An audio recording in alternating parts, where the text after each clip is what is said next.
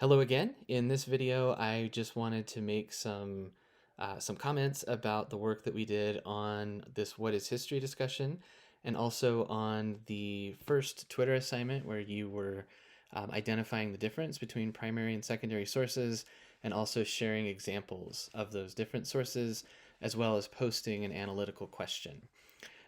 So relative to this question of what is a primary source, what is a secondary source, I think by and large, almost 100%, everyone got that distinction. And again, for the purposes of our class, primary sources are those that were created at the time of the event that we're studying.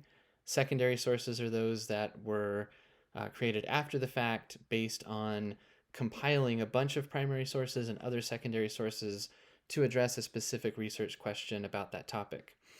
And so, again, you've done a great job of making that distinction and choosing examples that reflect that. Um, I won't go into it, but primary sources can be a little more complicated than that. They are very contextual, so depending on what the research question is, what the topic is being studied, um, they can include things that we might not always think of as being primary sources. One example would be if we're studying how the history of nuclear development was addressed in U.S. history textbooks from the 1960s.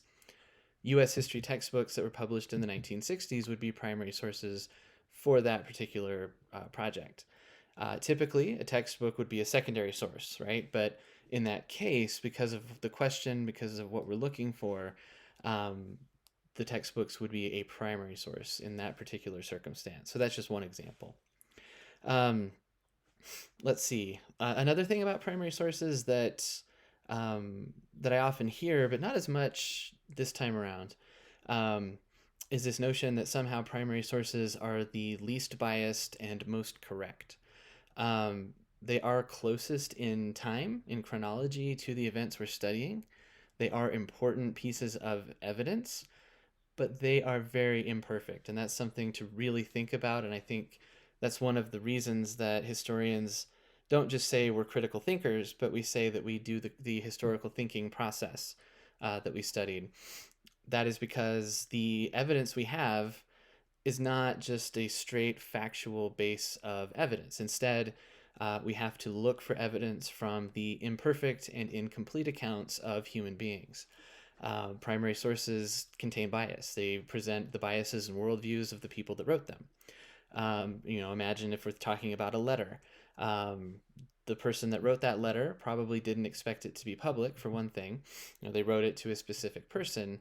They weren't thinking of historians, 100 years from then reading what they wrote, but they are expressing certain ideas about things that were happening to them in their lives um, within that context of that letter. And so, again, it's important to think about the context in which a piece of evidence was produced, what its purpose was, and how that shapes what we can take away from it as historians. So all that to say, again, primary sources aren't somehow the best sources. And actually, secondary sources might provide us with better, kind of broader, more contextualized looks at specific historical events. But we should also be critical of those, as we've been talking about. So those are the main kind of source types. We're going to think about those as we continue our study of New Mexico history. Also be thinking about that distinction between analytical questions and maybe factual questions or even counterfactual questions. So, for example, we can ask about specific dates. We can ask about specific facts from the past, and there are straight answers to those, right? Sometimes we might not know a certain person's birth date because that's just lost in the records and the documentation. But generally, we can find those kinds of things. Um, the kinds of questions that historians want to answer, though, have more to do with putting the historical events in context and asking about their significance. Why did this thing matter? And why do we need a new interpretation of what happened in order to better understand the past? Is it that we're bringing in the perspectives of marginalized people who have not been considered before?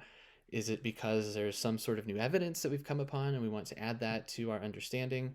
All of those things are possible depending on the specific context and the specific topic.